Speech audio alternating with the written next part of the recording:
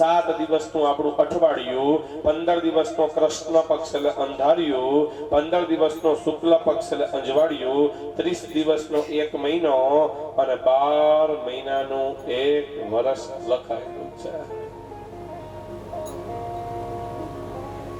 આપણા 100 વર્ષની આયુષ્ય દેખાડેલી છે પુરાણમાં. મનુષ્યની ઉંમર 100 વર્ષની. પણ ચારે જાતિના પિતા બ્રહ્મા, બ્રહ્માની ઉંમર પણ 100 વર્ષની દેખાડેલી છે. કેવા 100 વર્ષ? 4 યુગ: સતયુગ, દ્વાપર, ત્રેતા અને કલી. સતયુગની ઉંમર 17,28,000 વર્ષની, દ્વાપરની ઉંમર 12,96,000 વર્ષની, ત્રેતાની ઉંમર 8,64,000 વર્ષની, કલિકાલની ઉંમર 4,32,000 વર્ષની ઉંમર છે.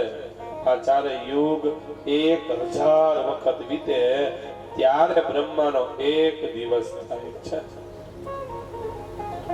બ્રહ્માની ઉંમર 100 વર્ષની દેખાડેલી છે, મનુષ્યની ઉંમર 100 વર્ષની, પણ બંનેમાં તફાવત છે.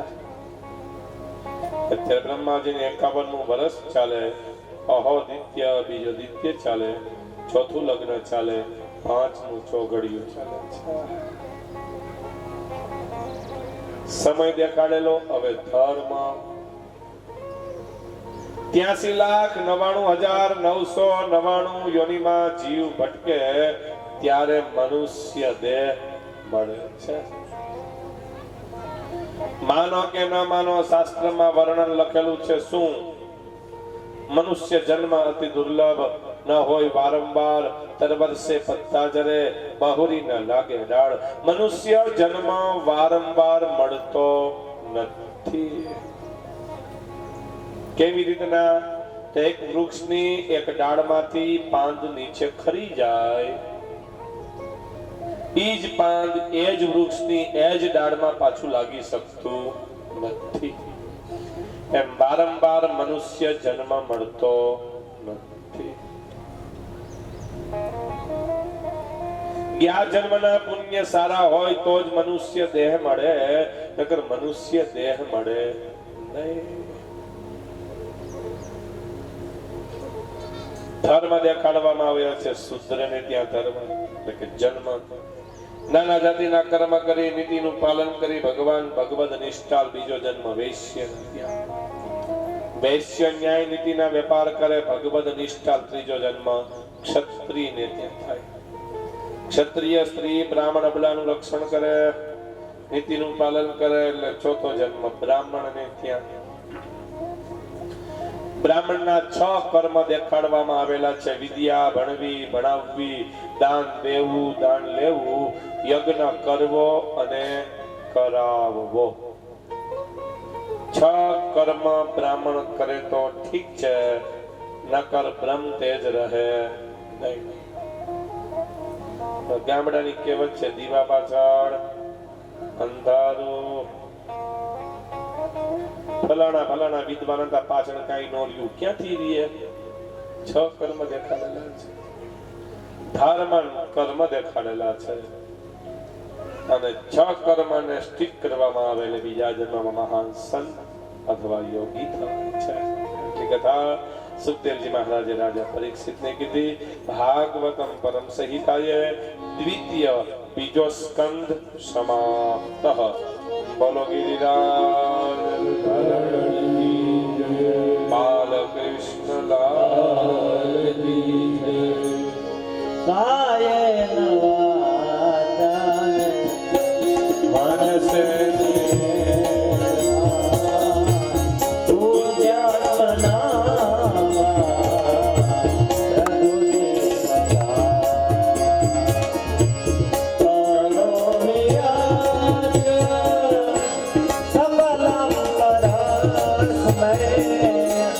નારાયણ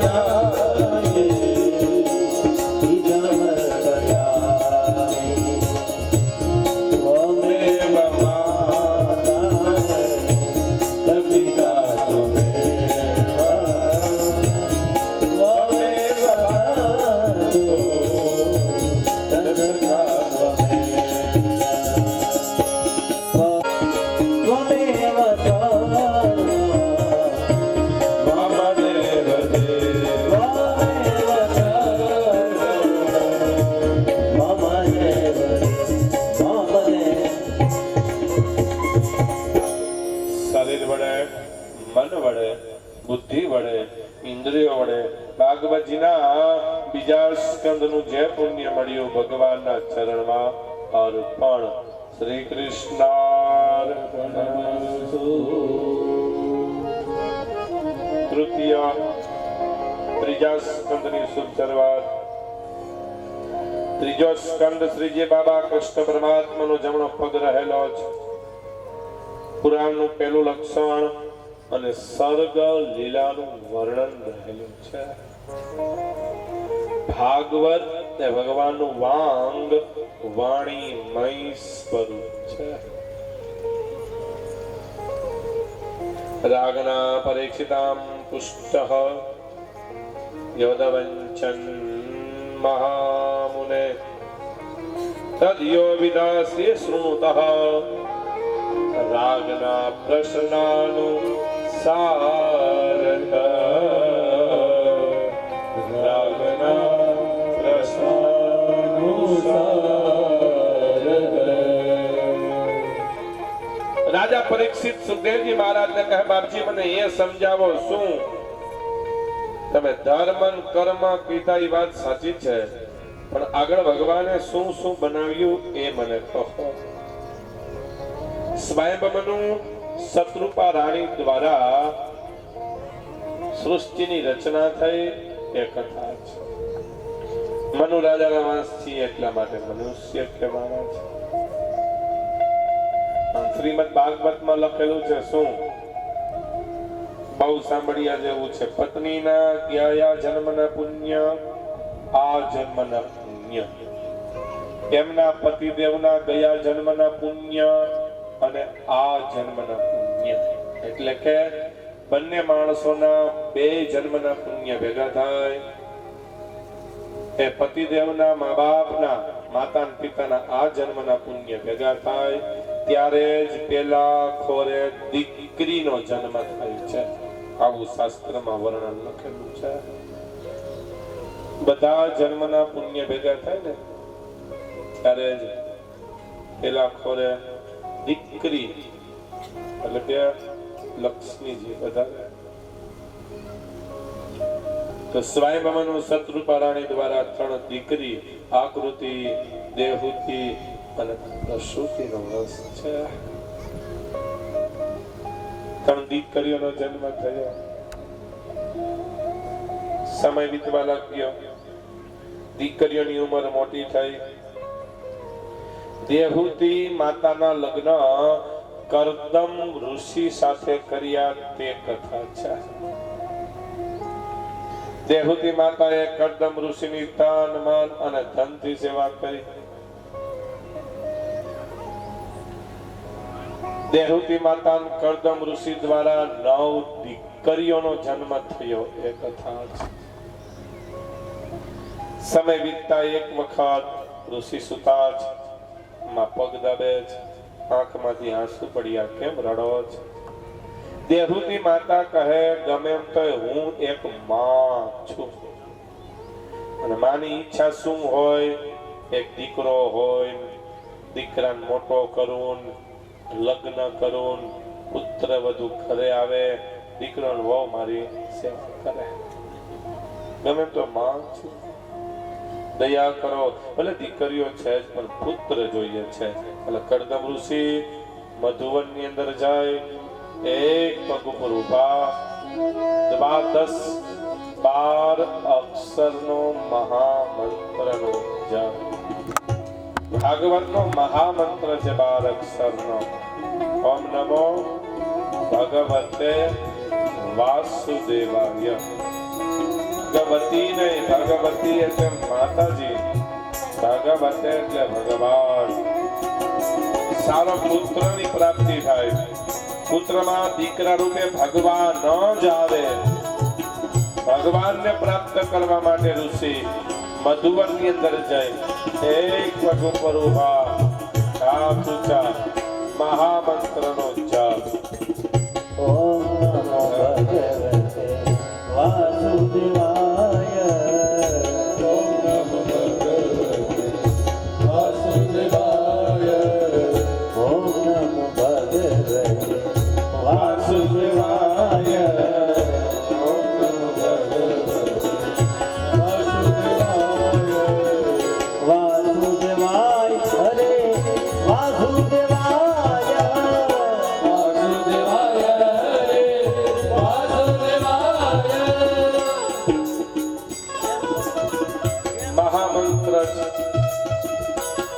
12 અક્ષરનો જે મંત્ર બોલવાથી સૌની પેલા પૂર્વજોને મોક્ષ મળે એ મહામંત્ર છે.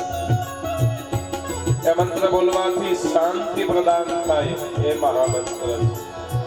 વાસુદેવાય હરે વાસુદેવાય વાસુદેવાય હરે વાસુદેવાય વાસુદેવાય હરે વાસુદેવાય વાસુદેવાય હરે વાસુદેવાય ઓમ નમો ભગવતે વાસુદેવાય ઓમ નમો ભગવતે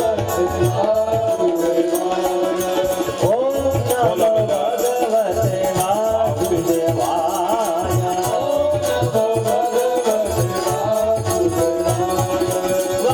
વાસુદેવાય હરે વાસુદેવાય વાસુદેવાય હરે વાસુદેવાય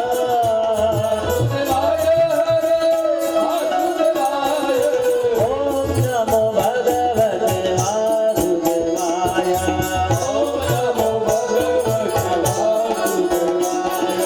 ઓમ નમો ભગવતે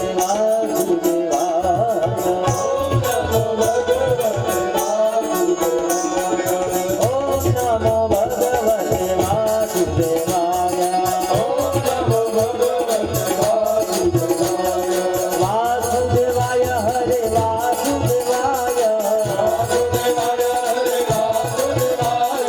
વાસુદેવાય હરે વાસુદેવાય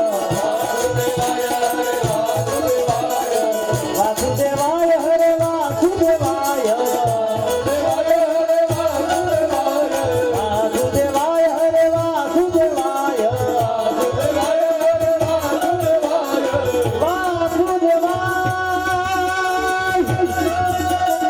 વાસુદેવાય હરે વાસુદેવાય ઓમ નમો ભગવતે વાસુદેવાય મહામંત્રનો જપ ઋષિએ 100 વર્ષ તપશ્ચર્યા કરી એવી કથા છે. ઇન્દ્ર મહારાજ ઇન્દ્રાસન ડોલવા લાગ્યું. ઋષિ તપશ્ચર્યા છોડી દી એટલા માટે સિંહને મોકલ્યા તોય તપશ્ચર્યા છોડી નહીં. 100 વર્ષ પૂર્ણ થવાની તૈયારી. દેહુતી માતાને ત્યાં કરોડો સૂર્ય સમાન તેજ પડે. સવારે 10 વાગ્યે કપિલ ભગવાનનું પ્રાગટ્ય. દેવતા પુષ્પનો વરસાદ વરસાવવા લાગ્યા. ગંધર્વો ગાન કરે ભગવાનની જય હો. બોલ્યા કપિલ ભગવાન ભાગવત ભગવાન ઓડિયાર માન કી ઓમ નમઃ પાર્વતી પતે હર હર મહાદેવ મહાદેવ સવારે 10 વાગ્યે દેહુતી માતાને ત્યાં કપિલ ભગવાનનું પ્રાગટ્ય થયું એ કથા છે. ઓમ નમો ભગવતે વાસુદેવાય મહામંત્રનો ઋષિએ 100 વર્ષ તપશ્ચર્યા કરે. 9 દીકરીઓ ઉપર એક ને એક દીકરો નહીં, પાછો ભગવાનનો અવતાર. લાડ કોટથી માએ દીકરાને ઉછારી મોટો કર્યો છે. દિવસે દિવસે ભગવાનની ઉંમર મોટી થવા લાગી છે. કપિલ ભગવાનને બહેનો મોટા જ, ભાઈઓ નાના જ. એટલે કપિલ ભગવાને 9 બહેનોના લગ્ન 9 ઋષિ સાથે ધામધૂમથી કર્યા એ વર્ણન છે. સૌની પહેલા કપિલ ભગવાનના મોટા બેન કલા નામના બેન મરીચી ઋષિને આપ્યા એ કથા છે. અંસોયા નામના બેન અત્રિ ઋષિને આપ્યા. શ્રદ્ધા નામના બેન અંગીરા ઋષિને આપ્યા. હવીરભુ નામના બેન પુલહ ઋષિને આપ્યા. ગતિ નામના બેન પુલસ્ત ઋષિને આપ્યા. ક્રિયા નામના બેન કૃતુ ઋષિને આપ્યા. ખ્યાતિ નામના બેન ભૃગુ ઋષિને આપ્યા. અરુંધંતી નામના બેન વશિષ્ઠ ઋષિને આપ્યા. અને શાંતિ નામના બેન અથર્વ ઋષિને આપ્યા છે. 9 બહેનોના લગ્ન 9 ઋષિ સાથે ધામ ધામધૂમથી કરવામાં આવ્યા છે. દાસ દાસીઓ ઘોડા ગાયો દાનમાં દેવામાં આવ્યું છે. અને શાસ્ત્ર કહે છે શું પેલા વેલો દાન દેવાનો અધિકાર ઘરમાં રહેલી બેન અને દીકરીને છે, પછી બીજાને. હું નથી કેતો ભાગવતમાં લખ્યું છે આ બધું. કેટલું દેવું એ વસ્તુ મહત્વની નથી, દેવું પડે એ મહત્વનું છે. ભગવાન ખુદ 9 બહેનોના લગ્ન 9 ઋષિ સાથે ધામધૂમથી કર્યા. દાસ દાસીઓ ઘોડા ગાયો દાનમાં દીધા છે. ભગવાન રડે છે. દીકરીની વિદાય થતી હોય, આખું ઘર રડતું હોય, એ આપણે જોયું છે, જાણેલું છે. રોતા જોઈને બધા રડેલા પણ છે. તો શું કામ? શાસ્ત્ર કહે છે લાખો વર્ષો ત્યાં ચાલ્યું આવે છે. ભાઈ રડે, કાકા રડે, ફઈબા રોવે, માસીબા રોવે. રોતા મૂકીને દીકરી સાસરે જાય, એક જ માણસની રાહ જોતું હોય કે મારો બાપ આવીને એમ કે તો સુખી રહે. એક જ રાહ હોય છે.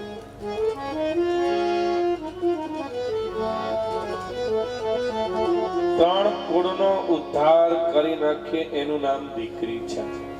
મોસાળ પક્ષનો, પિયર પક્ષનો અને સાસરિયા પક્ષનો. ત્રણ પાત્ર ભજવી જાણે નામ દીકરી છે. 1 થી 20 વર્ષ પિતાનું ધ્યાન રાખે નામ દીકરી. લગ્ન થયા પછી પતિદેવનું ધ્યાન રાખે એનું નામ પત્ની. સંતાન થયા પછી દીકરાનું ધ્યાન રાખે એનું નામ માં છે. શાસ્ત્રમાં વર્ણન. ભાઈ રોવે, કાકા રોવે, ભાઈબા રોવે, માસીબા રોવે. રોતા મૂકી દીકરી સાસરે જાય, એક જ માણસની રાહ જોતી હોય, મારો બાપ આવીને તું સુખી રહે. બધા રડતા હોય એ સમય આંસુ સુખનાય નથી, દુઃખનાય નથી. દીકરી એટલા માટે રડે છે પોતાના હૃદયને ભીનું કરવા માટે. આજ સુધી મારું મારું છે ને તારું તારું કરવા માટે રડે. એનું નામ દીકરી છે.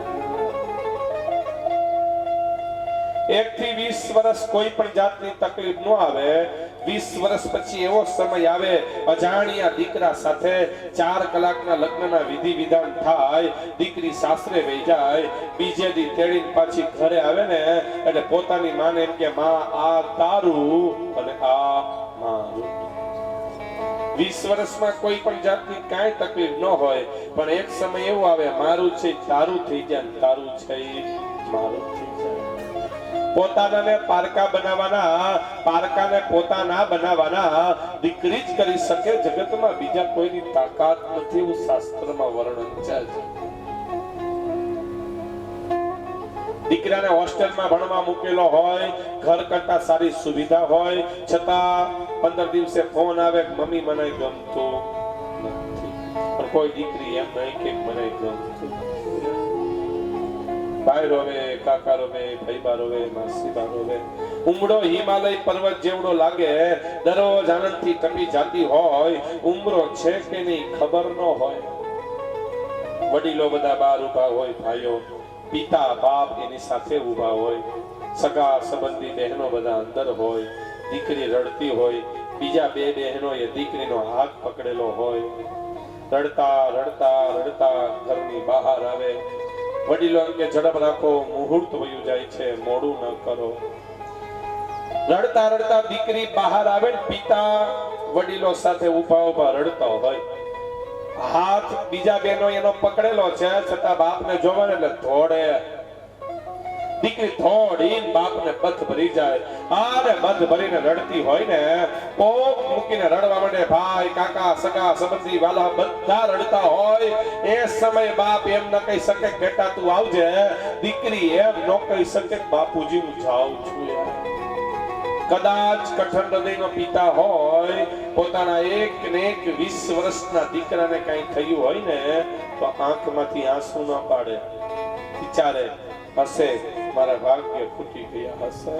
પણ કોઈ બાપ એવો ન હોય જેની 20 વર્ષની પારેવા જેવી દીકરી સાસરે જતી હોય, આંખમાંથી આંસુ ન પાડે એવો દાખલો જ ન હોય. કારણ બાપને થાય કાળજા કેરો કટવાજ મારા ગાઢથી છૂટી ગયો, આજ મારું બધું લૂંટાઈ ગયું. બાપને પેટમાં બરે લૂંટાઈ ગયો મારો લાડ ખજાનો, દાદ કે જોતો રહ્યો, મમતા રૂવે જેમ વેરુમાં, મમતા રૂવે જેમ વેરુમાં, આજ વીરડો ફૂટી ગયો, મારું કાળજા કેરો કટકો મારી ગાંઠથી છૂટી ગયો, જાન ગઈ મારી જાન લઈને, ઓ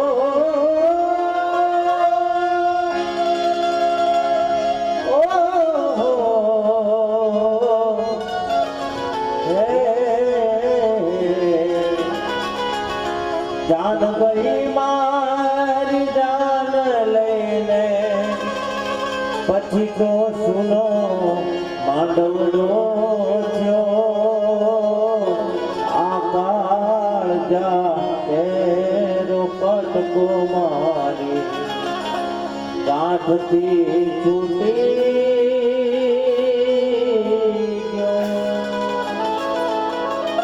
બધું લૂંટાઈ ગયું, બાપને પેટમાં બરે. અને આ બધું આજકાલની વાત નથી, લાખો કરોડો વર્ષોથી આ ચાલ્યું આવે છે.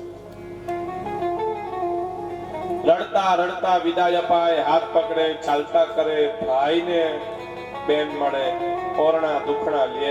જાતા જાતા દીકરી પોતાના ભાઈને કે ભાઈ બાપુજી કઈ કે તો સાંભળી લેજે. કેમ? બાપ કેસે પણ કેવા દેશે. જવાના સમય પોતાની માને એમ કે માં મારા બાપુજીનું ધ્યાન રાખજો, આનું નામ દીકરી છે. આવું શાસ્ત્રમાં વર્ણન છે. પૈડું સિંચાવેલ શ્રીફળ અંદર રાખવામાં આવે. કાં દીકરીના પિતા બે હાથ જોડીને ભાવ એવી ભાવના કરે, હે જાન પક્ષના ભાઈઓ ને બહેનો, મારી દીકરી 3 દિવસ ત્યાં જમી નથી, આજ 4થો દિવસ છે. આ પ્રાંત આ ડિસ્ટ્રિક્ટમાં તમે અજાણ્યા છો. કદાચ રસ્તામાં તરસ લાગે, પાણી મળે નોય મળે, પાણી કદાચ ન મળે ને શેષનો ટુકડો ને મોઢામાં આપજો, એની તરસ છીપાઈ જશે. આવી બાપની ભાવાર્થના છુપાઈ છે. આવું શાસ્ત્રનું વર્ણન. દીકરી જાય ઘરમાંથી તેજ વયું જાય. શાસ્ત્ર કહે છે દીકરી દીકરાના લગ્ન હોય ને, પહેલા દિવસે માંડવો, બીજા દિવસે બહેનની જાન આવતી હોય, ત્રીજે દિવસે દીકરાની જાન જતી હોય, પણ જાન જાય બધું વયું જાય. અને વિદાયના સમયે બધા રડતા હોય, ઢોલ વાગતા હોય, એમાં રડવાનો જ અવાજ આવે. કારણ કે આંસુ સુખનાય નથી, દુઃખનાય નથી, હજારો વર્ષો ત્યાં ચાલ્યું છે. ઢોલીડા તો ઢબક્યા લાડી, હવે ચાલો આપણે ઘેર રે ઉભલા રે